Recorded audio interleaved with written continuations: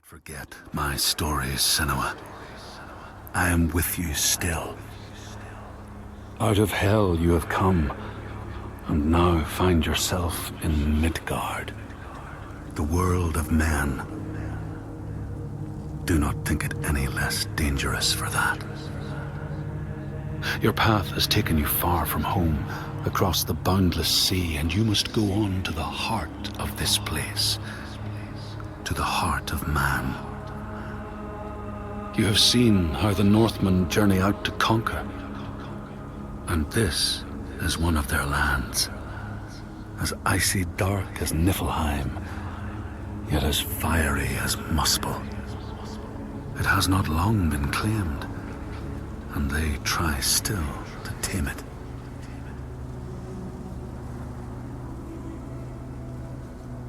The Skald's verse speaks of a man called Grettir the Strong. A strange and bloody life he led. And it happened in this land you have come to. Listen to his story, Senua, for it may in some small way illuminate your own.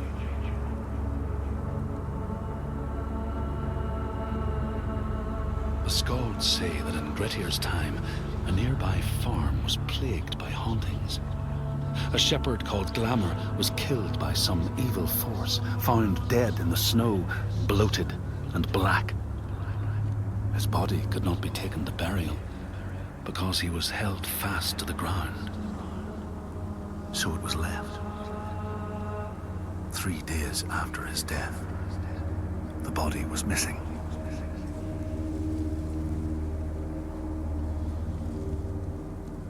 The Skalds tell how the revenant Glamour roamed the settlements, terrifying all those who lived there. Each one he killed, in turn, rose to walk beside him. Thus, evil begets evil. But the man Grettir was proud and overbearing, and thought the Droiger no match for his strength.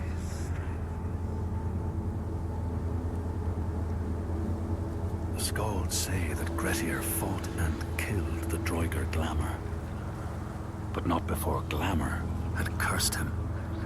His strength would be turned against him, his deeds bring death and exile, and he would be always before Grettir's eyes, making him afraid to be alone. He saw all sorts of phantoms wherever he looked, and thus people who see things that aren't there are said to have Glamour's eyes.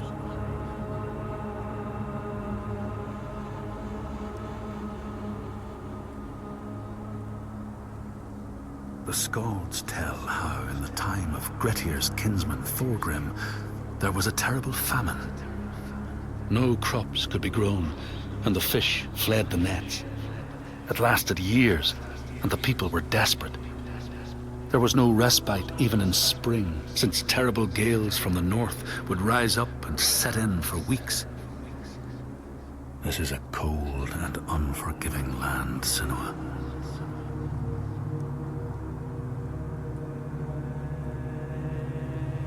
In the time of famine, at the place known as Rifskar, Thorgrim found a huge finback whale, beached and dead. His neighbor, Thorfinn, had already found it and was in the process of flensing it. But Thorgrim claimed it as his own. Thorfinn said he would not give it up without a fight.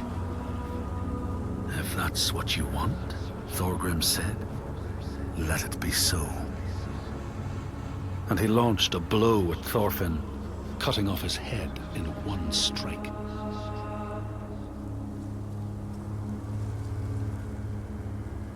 The Skalds say that the neighbors fought, armed only with the knives and axes they had brought to cut up the whale, even picking out the whale ribs to beat down their enemies.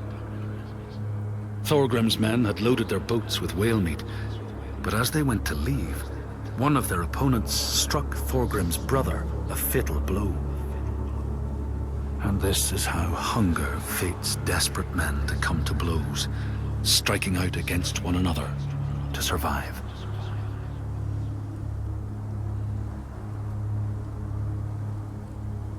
The Skalds speak of the time Grettir, traveling with some others, ran into rough weather and docked their boat on an island. They had not brought fire with them, and the merchants complained bitterly. Seeing a great fire blazing on the other side of the strait, Grettir said he would swim over to fetch it. He took off his clothes and struck out across the water, wearing nothing but a cloak.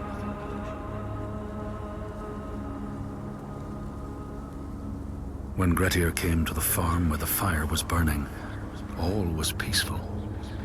By the time he reached them, his cloak was frozen stiff, and he looked like nothing more than some huge troll. The frightened farmhands struck out at him with the first things to hand, the burning logs from the fire. Grettir fought them off and got the fire he sought. But the sparks from the logs spread fire all over the house, and nobody survived the blaze.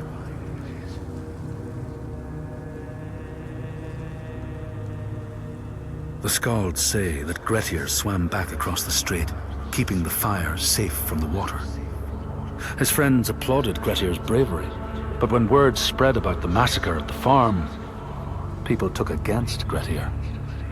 Nobody wanted anything to do with him, and when the news reached the Althing in the summer, Grettir was pronounced an outlaw. All doors would hence be shut to him.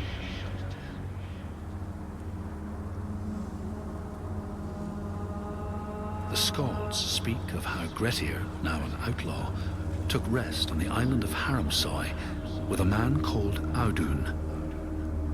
Grettir saw a great yellow glow like a fire rising from the ground. Audun told him it was coming from the burial mound of Kar the Old, who ever since he died had haunted the island, and warned him to stay away.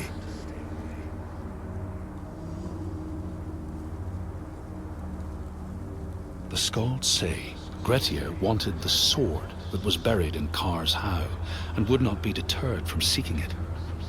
He broke the mound open and started digging until he reached the timber props. By this time it was night.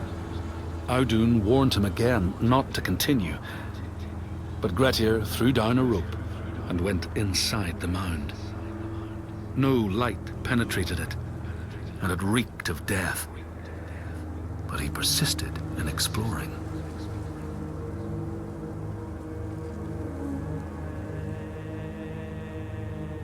Grettir found the sword he was seeking, Kar's loom, buried in the grave mound.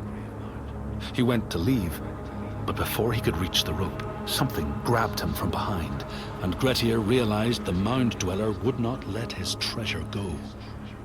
The two fought ferociously until Grettir got the advantage and chopped off the revenant's head. But Kar's loom would prove his undoing, fated to be the sword that killed him.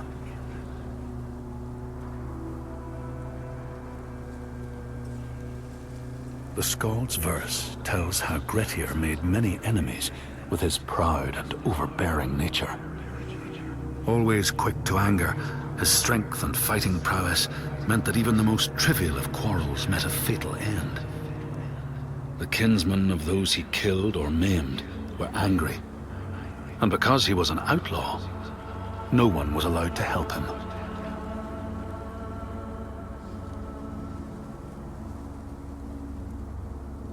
The outlaw Grettir fled to the island of Drangi. His enemies knew he was there, but he was still so strong and fierce, nobody could shift him. Thorbjorn, first among his foe, sent his foster mother to see Grettir. She was a Seithkona, and very wily.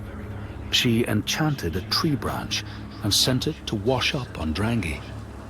Grettir tried to cut it up for firewood, but his axe flew back and struck him in the leg. The wound blackened and festered, and Grettir feared his time was close.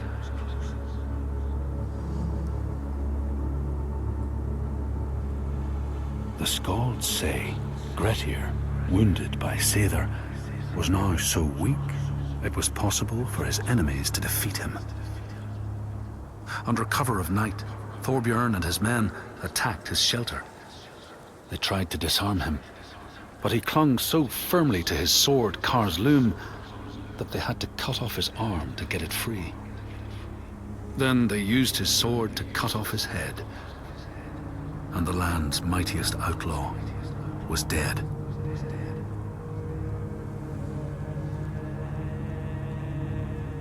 As the Droigar glamour had predicted, all Grettir's brave and fine deeds brought him misery. So fate makes prisoners of us all. But it was Grettir's nature that made him fight the Droigar, and Grettir's nature that led to blood feud and exile. So what is truly our prison, Senua? Is our path ordained, and we powerless to change it? Or do we blame uncertain powers for what we ourselves ordain?